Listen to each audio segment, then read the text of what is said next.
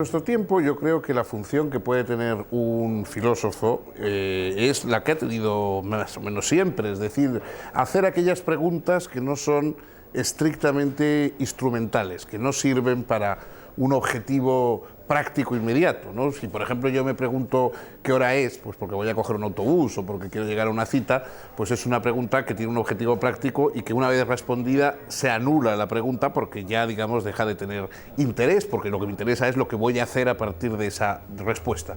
Pero si yo en vez de preguntar qué hora es, me pregunto qué es el tiempo, esa pregunta no tiene una respuesta práctica inmediata. Yo no voy a vivir de una manera distinta, sea el tiempo lo que sea. Esa pregunta sirve para conocer mejor mi vida, para conocerme mejor qué soy, para conocer mejor qué hago en el mundo. La mayoría de las preguntas filosóficas son de este tipo. Son preguntas no de qué voy a hacer, sino de qué soy. ¿No? ¿Qué soy y qué lugar ocupo en el mundo? Y esa es un poco la función, mantener esas preguntas vivas, mantener el recuerdo de las respuestas que se han ido tradicionalmente dando a esas preguntas. Yo creo que esa es la función del filósofo.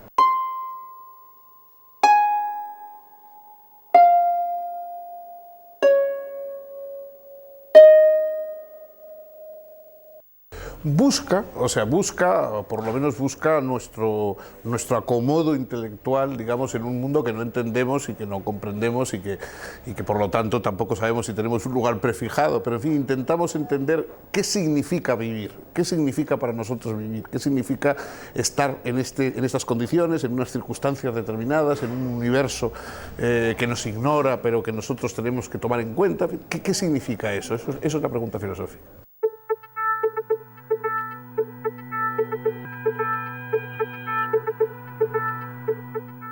La ética fundamentalmente es una reflexión sobre la libertad humana, ¿no? La ética es un intento de trazar las líneas de un arte de vivir, es decir, puesto que tenemos una libertad que nos permite optar por caminos diversos, la ética sería la reflexión sobre qué motivos hay para hacer unas cosas y evitar otras y cuál sería la mejor forma de vivir, la más humana, la más plena, la más satisfactoria. A mí me parece que desarrollar unos valores morales, una perspectiva ética sobre la vida es uno de los objetivos de la educación. La educación no es solamente adiestrar a las personas en materias laborales, sino crear seres humanos íntegros, seres humanos completos, seres humanos y ciudadanos capaces de convivir, capaces de crear, capaces de amar, y todo eso tiene que una vinculación moral, tiene una vinculación con la ética, no en el sentido puritano del término, sino en el sentido precisamente de buscar la virtud que es la fuerza viril, la fuerza que nos hace buscar la excelencia y que nos ayuda a vivir mejor.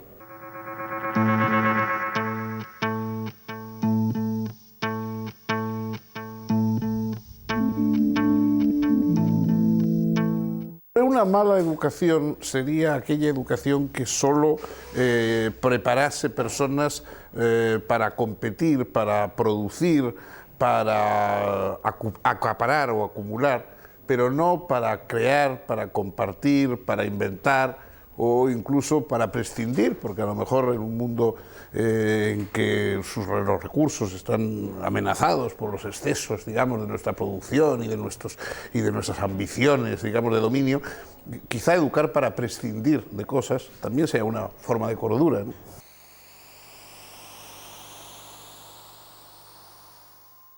Peter Sloterdijk me comentaba en Roma, donde coincidimos en unas discusiones especialmente sobre el tema de Europa y sobre el tema de qué es el sentido de Europa. Sloterdijk tenía una teoría de que el terrorismo, vamos, el nacionalismo radical, que puede llegar incluso al terrorismo, sea en los Balcanes, sea en el País Vasco, etcétera, es un poco como una especie de hipérbole de la teoría del pionero. Es decir, yo llegué primero y entonces ahora el que ha llegado después quiere que yo le trate como si fuera lo mismo haber llegado antes, haber llegado. Usted se tiene que plegar aquí a lo que yo digo, porque yo es... O sea, esa idea de que hay una relación que no simétrica entre el que está primero y el que llegó después, que tiene que, de alguna manera, hincar el pico, ¿no? Claro, eso, mantenido a lo largo de los siglos, pues es el nacionalismo, ¿no? Esa especie de creer que uno tiene derecho de propiedad porque apareció en no sé qué momento frente al que llegó después.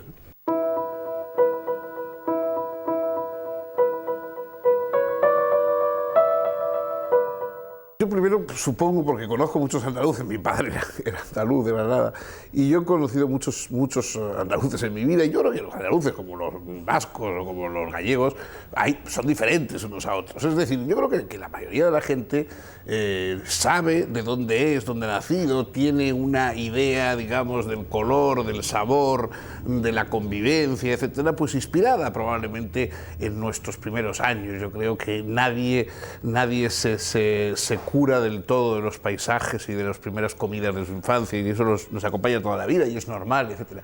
El problema es cuando eso se convierte en un asunto, digamos, de hipóstasis personal, ¿no? Es decir, hay que estar constantemente ejerciendo de andaluz o vasco o lo que sea, lo cual es absurdo, porque entonces es convertir los rasgos, digamos, normales de una persona en caricatura, ¿no? O sea, es lo mismo que, en el fondo, el machismo, por ejemplo, no es más que una persona que en vez de ser un varón, como pues porque le ha tocado eso, lo mismo que le podía haber tocado ser una hembra, pues entonces va en el mundo haciendo de varón y aumentando, digamos, sus cualidades de varón, de tal manera que hace insoportable para los que le rodean y para los que le tienen que aguantar. Y así, pues, los nacionalistas son una cosa de este mismo tipo, de donde sea, ¿no? Es decir, una persona que tiene unas cualidades que en sí mismas no son ni buenas ni malas, están bien, es una forma de variedad en el mundo, y que de pronto las convierten en agresión a todos los que les rodean para afirmar más su condición, ¿no?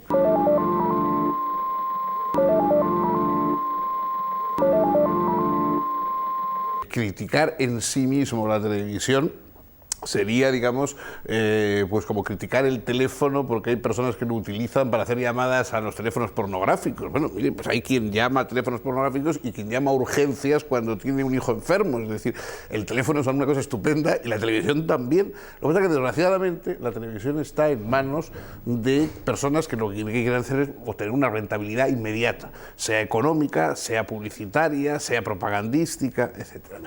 Si hubiera posibilidad de una dimensión educativa, que no quiere decir que toda la televisión tenga que ser educación, es información, es entretenimiento, es muchísimas cosas, pero si esa dimensión educativa que tiene la televisión se potenciara, lo cual no está reñido con contenidos, con contenidos interesantes o incluso con la aceptación popular. Yo recuerdo programas, por ejemplo, como aquel de Carl Sagan, el Cosmos de Carl Sagan, que era un programa que tuvo un éxito extraordinario y que era un excelente programa de divulgación científica. En fin, yo creo que la idea de que todo aquello que es beneficioso para el alma es aburrido para la persona, pues es un absurdo, ¿no? Me parece.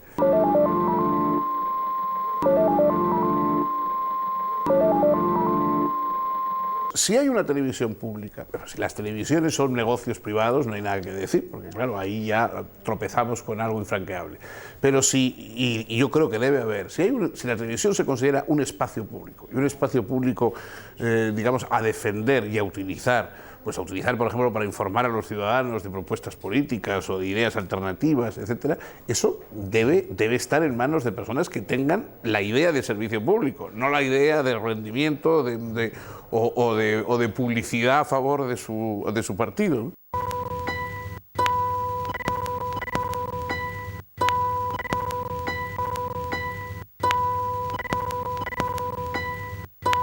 Los filósofos han hablado del medio ambiente siempre, ¿no? Bueno, Platón en uno de sus diálogos habla de la polución de los mares y tal y cual, que él creía que era una cosa natural, porque él creía que la naturaleza se polucionaba a sí misma, ¿no? por la propia degradación de la materia. Hombre, yo creo que hoy los filósofos tienen que reflexionar sobre lo que hay, sobre lo que ocurre, sobre lo que preocupa a la gente. No, digamos, sus preocupaciones son de este mundo, no son de otro.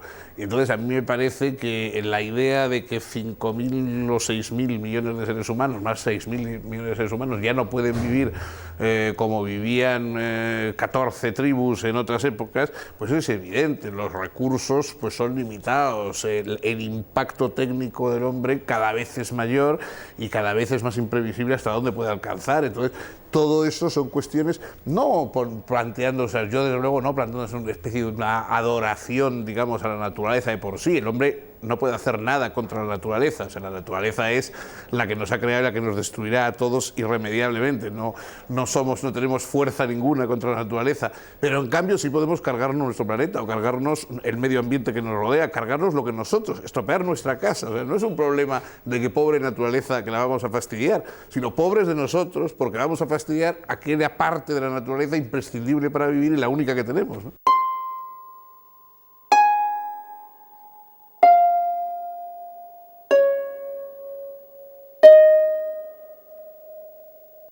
Los delitos ecológicos son, evidentemente, delitos contra la convivencia presente y también contra el futuro. Es decir, los seres humanos vivimos en el tiempo. Es decir, una de las características humanas es que nos imaginamos la vida en el tiempo, es decir, nos preocupamos por nuestros hijos, nos preocupamos por la perduración de las ideas o de las bellezas que queremos que duren en el tiempo.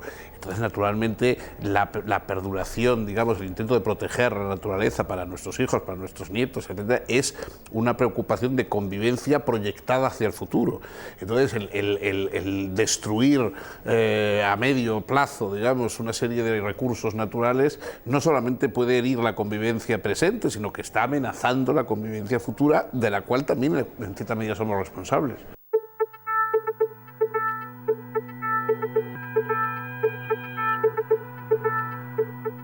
Las responsabilidades humanas son responsabilidades fundamentalmente hacia los otros hombres, pero también hacia cosas, digamos, que pueden no ser humanas. Por ejemplo, digamos, hacia una obra de Rembrandt. Pues, es decir, no sé, hay una serie, apuñalar una obra de Rembrandt no solamente es una cosa que es un delito, sino que de alguna forma va en contra de algo estimable en sí mismo, estimable, por supuesto, por los humanos, ¿no?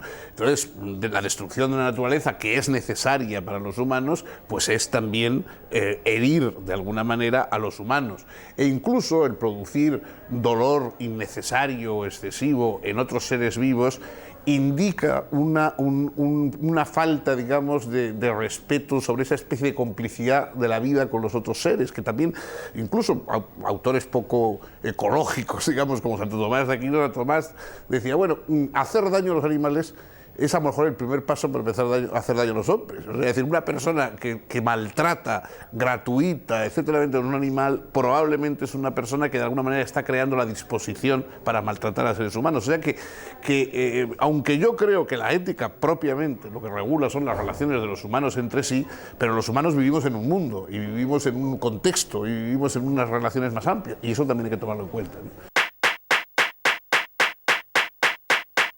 Bueno, es que los derechos, las libertades son instrumentos para conseguir una vida mejor y por lo tanto no son instrumentos, digamos, para colocar el piloto automático y descansar, ¿no?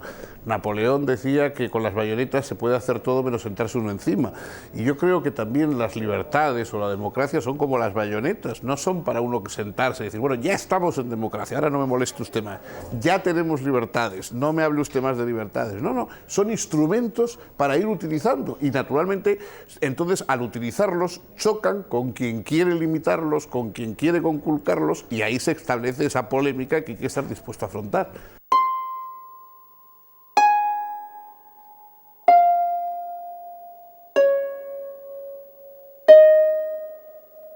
A mí me parece que los tiempos nunca han sido buenos para las cosas buenas. Es decir, las cosas buenas siempre han costado esfuerzo, siempre han costado trabajo. Hay un Borges, en el prólogo de uno de sus cuentos, hablando de un antepasado suyo, dice: le tocaron, como a todos los hombres, malos tiempos en que vivir. Entonces yo creo que eso es un poco lo que podemos decir todos. Las épocas siempre han sido malas en el sentido de que siempre ha habido que defender lo bueno, siempre ha habido que luchar por lo bueno, nunca lo bueno se ha dado de manera gratuita y sin esfuerzo. Y nosotros también, las libertades, las garantías, la protección de lo que amamos, todo eso exige nuestro compromiso. No hay piloto automático, no se puede descansar de la tarea de ser hombre. La tarea de ser hombre precisamente es algo que hay que ejercer constantemente y que, como decía muy bien Marco Aurelio, aunque nos moleste, se parece más, decía Marco Aurelio, a la lucha que a la danza. Pues es verdad, la vida del hombre se parece más a la lucha que a la danza.